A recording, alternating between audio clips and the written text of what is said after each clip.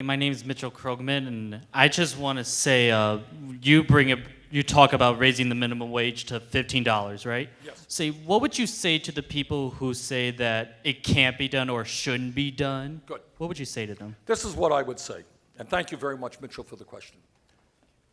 Implicit in everything that I have said is a little bit of an understanding of history of how things happen, okay? If I was standing here with you 40 years ago, and I said, I think that the United States will become mature enough, racially, that in the year 2008, an African American will be elected president of the United States. If I said that 40 years ago, people in this room would have said, you are nuts. See, you're young, and you don't know that. You take it for granted. Now, I'm not here with you like Obama, you don't like Obama, that's not the point. And by the way, Iowa played a huge role in that.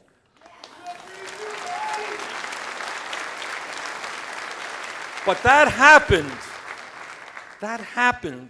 because millions of people for decades, it wasn't just Martin Luther King Jr., millions of people said, we are going to end racism and segregation. And obviously, we still have a long way to go. When we talk about women's rights and women's struggles, when I was mayor of Burlington, this is back in the mid-1980s, we appointed, you ready for this, pretty radical, a woman police officer. Whoa! How wild and crazy can you be? And you're laughing.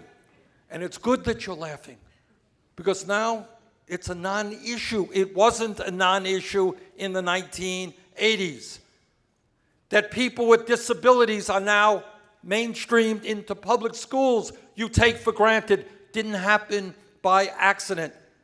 If we were sitting here 10 years ago, not 40 years ago, and somebody said, well, I think gay marriage will be legal in every state in the country, and the overwhelming majority of young people will be supportive, somebody here would have told me, you're crazy. That's what's happened. Why do I say all of those things? Because that is how change occurs, Mitchell. Change occurs from the bottom on up. Give you 5 years ago, if I stood before you and I said, I believe in a $15 an hour minimum wage, you would have said, whoa, pretty crazy stuff, Bernie. Well, you know what happened? Because people in the fast food industry and elsewhere went out on strike. And I met with those people, and I've marched with those people. And they said, you know what, we can't make it on $7.25 or $8 or $9 an hour. And the American people said, yeah, we understand that.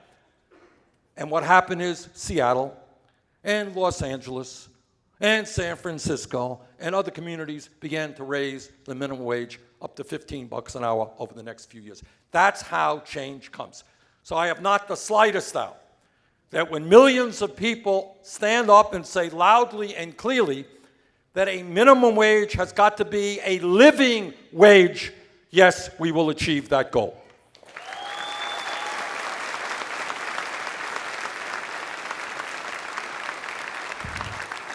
Hello, Senator Sanders. My name is Noah Tang, and I'm a future educator. I student taught in Chicago public schools last summer, and many of the 8th graders I taught English to were reading and learning at a 3rd grade level.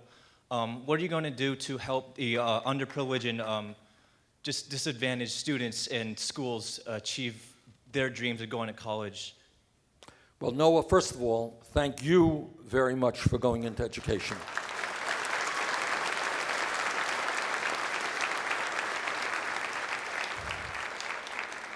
And when we talk about the political revolution, one of the things we are talking about is changing our national priorities. And I'm a big football, I know in Iowa football is a big deal, got it? We in New England also watch the Patriots occasionally, okay? But you know what? Tom Brady is a great American hero. You are more of an American hero than Tom Brady is.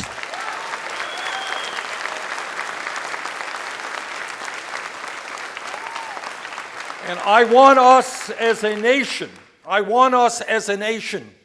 to understand that education and enhancing our educational system and our intellects, that is a lifelong pursuit.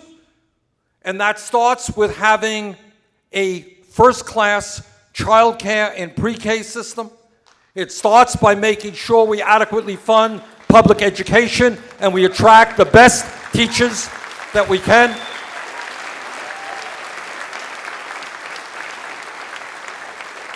And it includes making public colleges and universities tuition free. I want to see a cultural revolution so that kids in Chicago and in Burlington, Vermont, understand that it is cool, really cool to be reading and thinking and talking about ideas.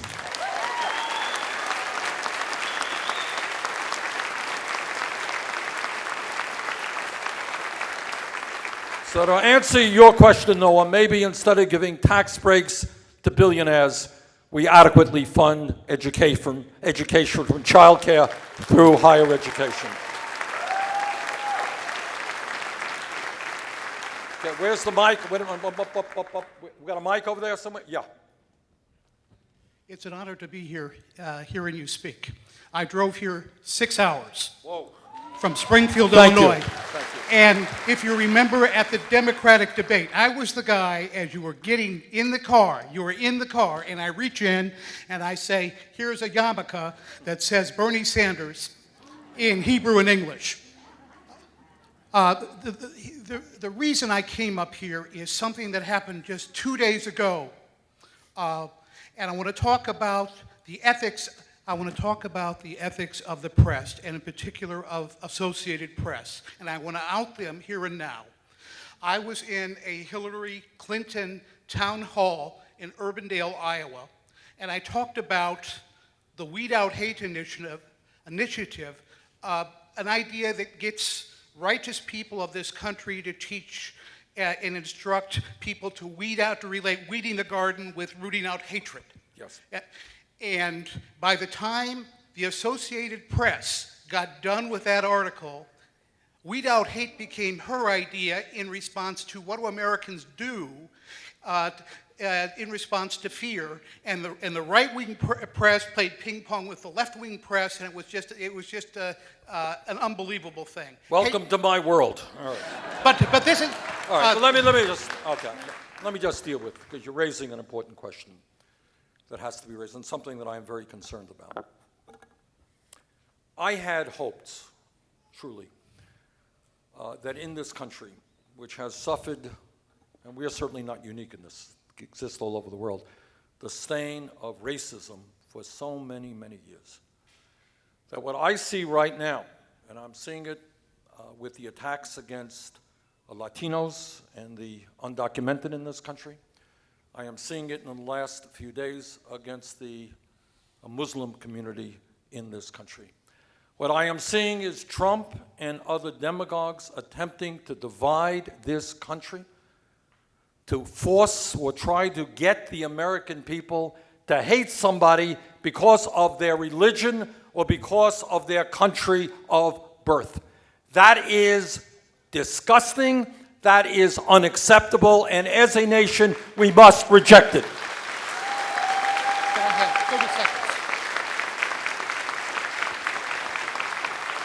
But this is the way that people have often won elections.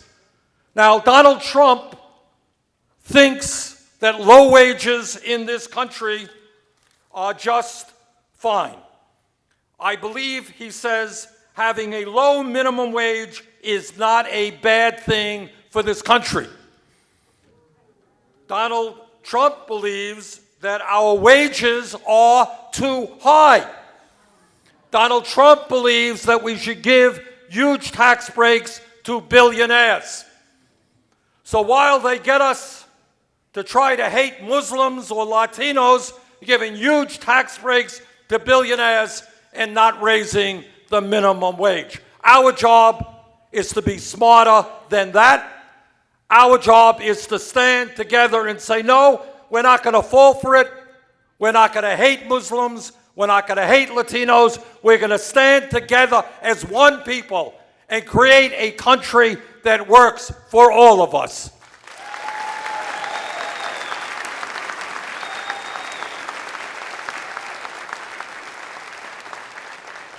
Okay, Phil, you got a question? Okay, yeah.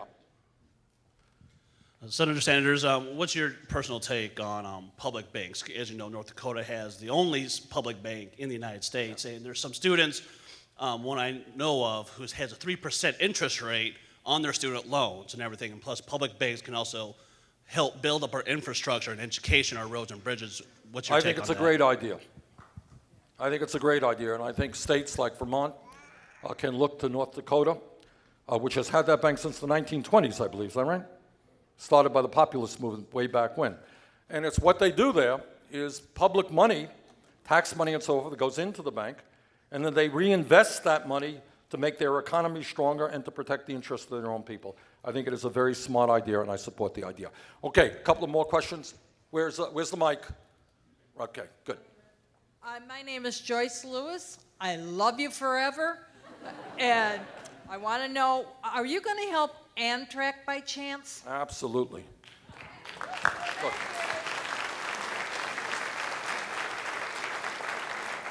When we talk about climate change and when we talk about energy efficiency, it's not only making our buildings more energy efficient, it's also taking a very hard look at the transportation system, which uses huge amounts of energy.